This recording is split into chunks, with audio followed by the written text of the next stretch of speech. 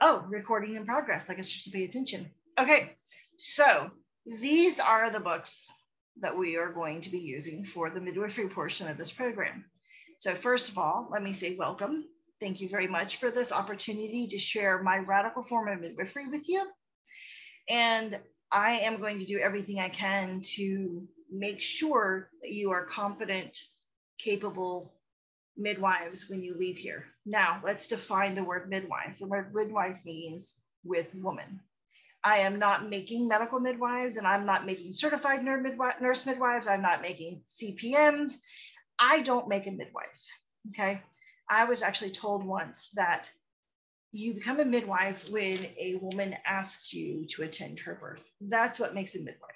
What makes a midwife is a woman that's birthing, wanting her there. That's a midwife. The legal system has their own opinions about things. The midwives that have checked all the proper boxes and become CPMs have their own opinions about things.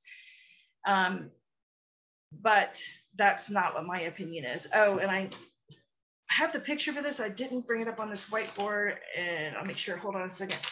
One of the biggest things that you're gonna need here, so most of these are not really requirements, except for the one in my hands, which I was hoping to have on the, so I'm actually going to message everybody and let them know, or put it at the bottom of this somehow. This is what's really required, this NARM study guide, okay? And so at the bottom of this, you'll see that you're supposed to message Andrea Chamberlain, and it's $45 for this. This is the study guide we're going to be following, speaking of CPM. This is the NARM study guide. And the reason I'm going to use this is to give us some backbones, give us some guidelines to follow from start to finish. So it's going to be this cold reading, this textbook work, but I'm going to be including things like case studies and stories from my own practice. And I'm well over 400 babies now, and I've worked in Uganda, and I've studied under 3 or 4 different traditional midwives. I've studied under a midwife in Uganda, and I've studied under a Native American midwife. And basically, what I've done is I wanted to go back to our roots and figure out, how am I supposed to serve a woman without actually hurting her, or damaging her, or breaking her autonomy? And a real quick story before I go into the textbooks and whatever. As I was becoming a midwife, there was a lot of fight and trouble with it. I was trying to go the traditional CPM route. And I attended a couple of different programs, which I'm not going to name for legal reasons, because I actually sued the woman I belonged to the first program with, the first program that I did. And the reason I did was because I felt like I paid for a whole lot of things, and it was less than kindergarten. It wasn't difficult at all. And we went to Uganda together, and she was not actually supervising or helping me whatsoever. Okay, so there's a conversation there. Now, the next thing I usually talk about is that was a real big letdown for me. I was driving 6 hours to her house to do a skills lab and to get things on this book right here, to get things in this book signed off on. And I would pay for her skills lab of, $150, $200, whatever it was. And I'd pay for the travel and the hotel. And then we would sit there and do crafts and sign off on 1 or 2 skills. It was ridiculous. I've worked very, very hard for many, many years to become a midwife. I first started my apprenticeship, I think we're at 20 years ago. And because I had a horrible marriage, and because I had a lot of children, and because my finances were never great, I never really got to focus in. I was having I was catching a few babies here, a few babies there, but it was never, I was full-time apprenticeship. And then I ended up getting a divorce and was a single mom with a lot of kids. So we actually have 10 children. 6 are actually biologically mine. So I was a single mom with 6. So there was a whole period of time there that I actually stopped what I was doing. There was like a big pause. Now, I was actually still catching babies, but that wasn't with someone else. And I actually just kind of went right into just doing it by myself at that point. And so there's a whole other conversation to have there, but those births never counted because they weren't with a CPM, and I didn't get the 75 births required by NARM within this certain time frame, short time frame that was required of me. I thought that was the most ridiculous thing ever. So I thought that having these requirements that time you out, or they're not conducive. They're not good for mothers. They're not good for families, and they're definitely not good for the women that we serve. So what I've done here is come up with an inexpensive program that really serves the woman over there. Now we're going to give you the science. We're going to go through all these textbooks. We're going to go through all of these things, but we're going to be left with the concept of the woman is in charge. The woman is the one that makes all the decisions. We sit back and let her do that. We sit back here, we share her experience with her, we share our textbooks with her, we share the stories I share with you, you're going to share with her, you're going to share the stories of all the other midwives that are going to be joining us here. There's 12 of us total. And those stories and those experiences and that education is what helps us offer something to them, okay? This isn't about us coming in and saying, we're the midwives and this is what we say happens. That's not midwifery. And I made a name for myself here in Oklahoma because I'm taking the women that have been rejected by other midwives, which is also one of the reasons why I'm one of the most hated midwives in Oklahoma, because I'm taking the women that were pre-diabetic and dismissed from care, or they had too much amniotic fluid and they were dismissed from care, or too little, or a VBAC after 2, 3, 4, 5, 6, 7, or 8 cesareans. I'm taking those women. Or they had symptoms, early stages of cholestasis of pregnancy. I'm taking those women, or people who have gestational diabetes, or even type 1 diabetes.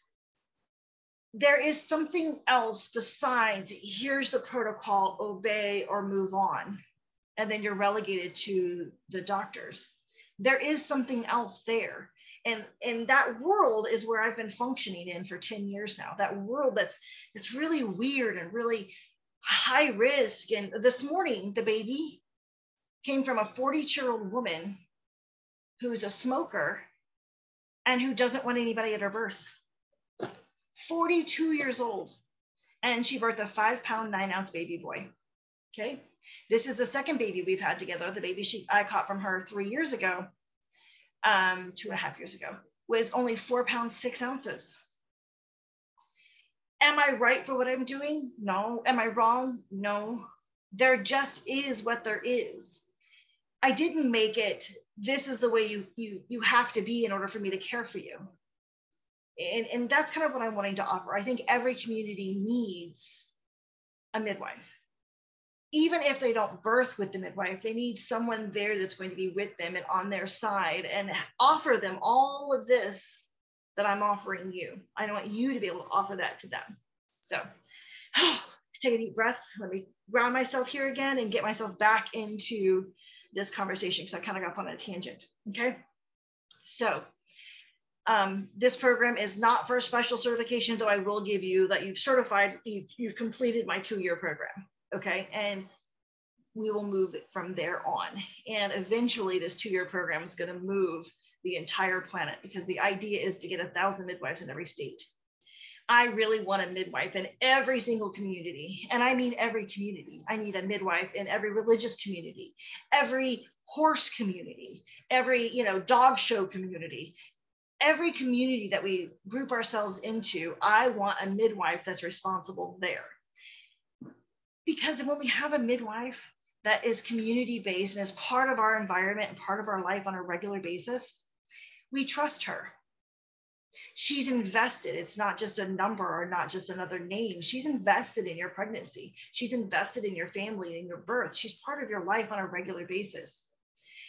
There are so many benefits to having midwives that you can just go to, that you're already somewhat friends with, and that you will continue to have a relationship with in the future. That's the kind of midwifery that I envision for the world. Not this, it's a job, here you go, oh, you've birthed, okay, bye, I don't want to talk to you again, let's go. No, and that's also why you see the first part of this program, or the half of this program, is with herbs and natural healing. The reason is that a midwife should always be a continuum. There should always be this continued connection. Okay, so that's a lot to kind of discuss. So let's go over the books real quick. So the Practical Skills Guide for Midwifery, I'm not requiring that book. However, it is a good guideline because the rest of the world will know you'll know what the rest of the world is expecting of you. Okay, so we are going to go through it. Most of the pages I'm going to rant and holler and throw a fit about why would a home birth midwife need this information? Why would a traditional midwife need this information? And then you get to rant and holler with me too. This book here, this is actually the inside cover of this book. So this is an old Williams Obstetrics. I would like for you to purchase for your own reference library and for this program, a Williams Obstetrics that is 15th edition down. So 15th edition, 14th, 13th, 12th, 11th. This is the 10th edition. This is actually my favorite. And the reason I would like for you to purchase this is there's information in here that predates all of this weird insurance-y changing of medicine. And the information in there seems to be more valid. Like it reads different. And I have the newer textbooks to kind of prove that. And I'll go through and we'll have a whole class just on what was in the old and what's in the new. But basically the old talked to doctors and said, by the way, this is the research and this is what we got from the research. And then the doctor got to say, oh, and the doctor got to use their brain and go, oh, okay, this is this. Okay, good. And the doctor had this outlay in their mind of, oh, look, 2%, 4%, 6% of women, this is the case, right? Today, and I have the newer textbooks too. We'll kind of go through that real quick. Today, the textbooks read like high school textbooks with an insurance manual kind of mated together. And instead of telling you, hey, this is the research that we read and this is what we got from the research, it just tells you how to practice. By the way, we don't do that. Don't do that. That's not okay. And you're going to get sued if you do that. So I would like for you to have as many of the older textbooks as possible, but the warning is the majority of them are exactly the same. They just repackaged them. Okay, so most of the sections that I'm going to be sharing with you are identical. So from 15th edition to the older stuff. Got it? Okay, and this is just the inside cover of that. Now, we're going to be going also through the Miles textbook for midwives and understanding diagnostic text in the childbearing year. And I don't have the picture up there, holistic midwifery. Where is that one? Here it is. I like holistic midwifery 1. We're going to do that this year. We're going to work on 2 next year. There's going to be a whole lot of reading that I'm not going to agree with, and there's going to be a whole lot of education that I'm going to rant and rave against.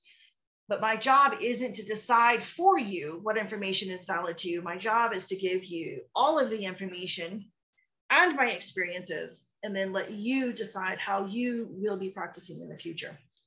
And if nothing else, going through the study guide, help you pass the NARM, okay? If nothing else, then at least you have that.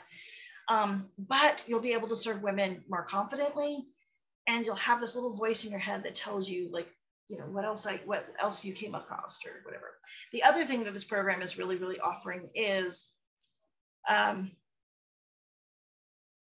peer review and case study review.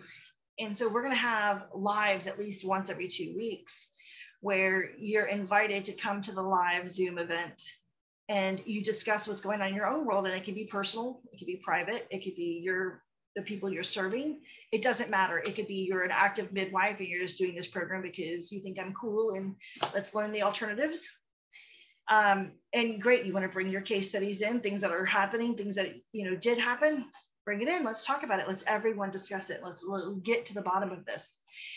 Also, one of the women that are part of this team, her name is Danielle Vandermark. She is actually specially trained in coaching people through trauma.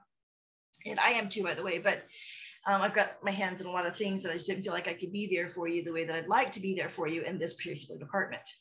So when you bring your birth traumas forward, there will be 1 day a month, possibly 2 days a month as the student population grows, where you'll be invited to work through your birth trauma here with a coach that's actually trained in listening to what's behind the trauma so that you can heal from it and move on. And it's a special training. And if those of you are interested in that training, we can have that communication off this page. But again, I welcome you. Thank you, thank you, thank you. I am so excited to learn from you, and I cannot wait to see you blossom into the amazing midwives and see you in the service of other women. Let's get 1,000 midwives in every state, and there will never be too many midwives, because every midwife that blossoms, she will spawn 100 clients, just like that. Just her coming into the world and sharing what she knows, that will create clients. Trust me, that's what happens. And there's a midwife for every client, and there's a client for every midwife. So welcome, and I look forward to the days we have together. Bye.